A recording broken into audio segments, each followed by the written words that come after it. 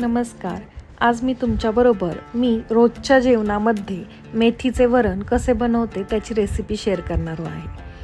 काय होतं, बऱ्याच वेळा लहान मुलांना पालेभाज्या खायला आवडत नाही.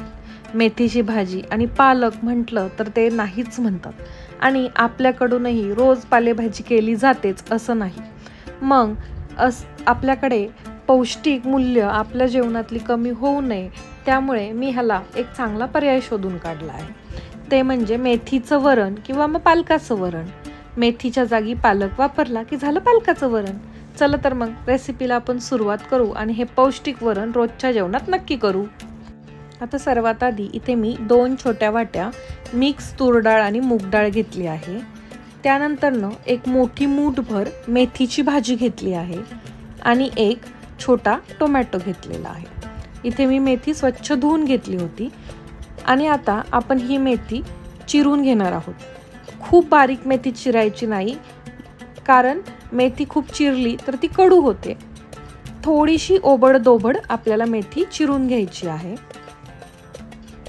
आता इथे मी मीडियम आकाराचा टोमॅटो घेतला होता, त्यामुळे मी त्यातला अर्धा टोमॅटो वापरणार आहे. अर्ध्या टोमॅटोच्या मी मीडियम साईजच्या अशा फोडी चिरून घेतल्या आहेत. त्यानंतरनं डाळ आपण स्वच्छ पाण्याने 1 ते 2 वेळा धुवून घेणार आहोत आणि नंतरनं डाळीमध्ये अंदाजे डाळ बुडेल एवढे वरती थोडे पाणी घालून घेणार आहोत. त्यानंतरनं चिरलेला टोमॅटो आणि मेथी आपण ह्या डाळीमध्ये घालून घेणार आहोत.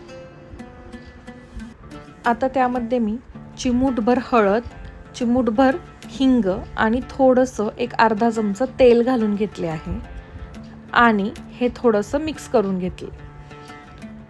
आता जर तुम्हाला गरज वाटत असेल तर तुम्ही ह्यामध्ये थोडं पाणी ॲड करा. शक्यतो मेथी बुडेल एवढं पाणी भांड्यामध्ये असावं, जेणेकरून ते व्यवस्थित शिजलं जातं. त्यामुळे मी थोडंसं पाणी ॲड केले. तुम्ही बघू शकता जिथपर्यंत मेथी आहे तिथपर्यंत पाणी घातलं. आता कुकरमध्ये साधारण तुम्ही रोज ज्या पद्धतीने पाणी घेऊन कुकर लावता त्याच पद्धतीने साधारण 1-1.25 ग्लास पाणी घालून खाली भात आणि वरती डाळ अशा पद्धतीने मी हे कुकर लावून घेतलाय आणि गॅसवरती मी साधारण ह्याच्या 4 शिट्ट्या मीडियम फ्लेमवरती करून घेतल्या आहेत.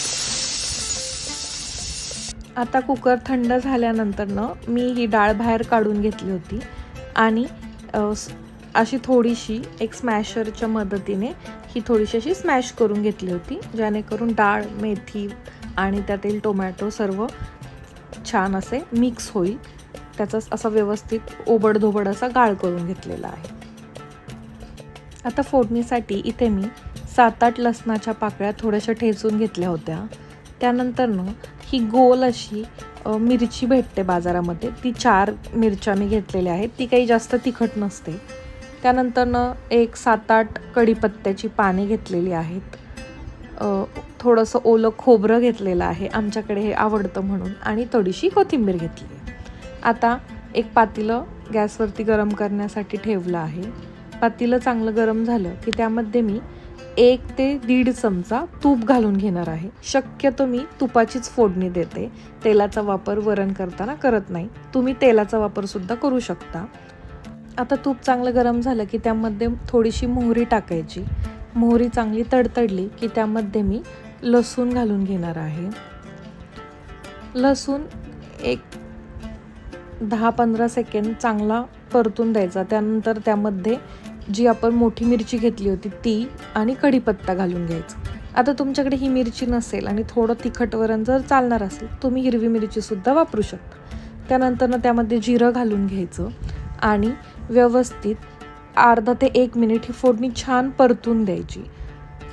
जितकी चांगली तुम्ही फोडणी द्याल तितकं वरण छान लागतं. आता आपली फोडणी व्यवस्थित झाली की त्यामध्ये आपण जे वरण स्मॅश करून घेतलं होतं ते घालून घ्यायचं. आता त्यामध्ये चवीनुसार मीठ घालून आपण हे उकळून घेणार आहोत आणि अशा पद्धतीने आपलं मेथीचं वरण रेडी आहे. जर तुमच्याकडे मेथी नसेल तर तुम्ही पालकसुद्धा घालू शकता. पालकाचं वरणसुद्धा तितकंच छान लागतं आणि हे गरमागरम वरण तुम्ही रोजच्या जेवणात वरण भाताबरोबर सुद्धा खाऊ शकता किंवा भाजी, भाकरी आणि वरणाची 1 वाटी आपल्याला डॉक्टर शक्यतो डाळ खायला सांगतात रोजच्या जेवणात, त्यासाठी तर हे उत्तम ऑप्शन आहे. तर मग तुम्हाला आपली आजची ही पौष्टिक अशी मेथीच्या वरणाची रेसिपी कशी वाटली हे मला तुम्ही कमेंटमध्ये नक्की सांगा. व्हिडिओ आवडला असेल तर व्हिडिओला लाईक आणि शेअर करा आणि आपल्या चॅनलला सबस्क्राईब करा. तोपर्यंत असेच पौष्टिक खा, प्या आणि मस्त राहा. धन्यवाद.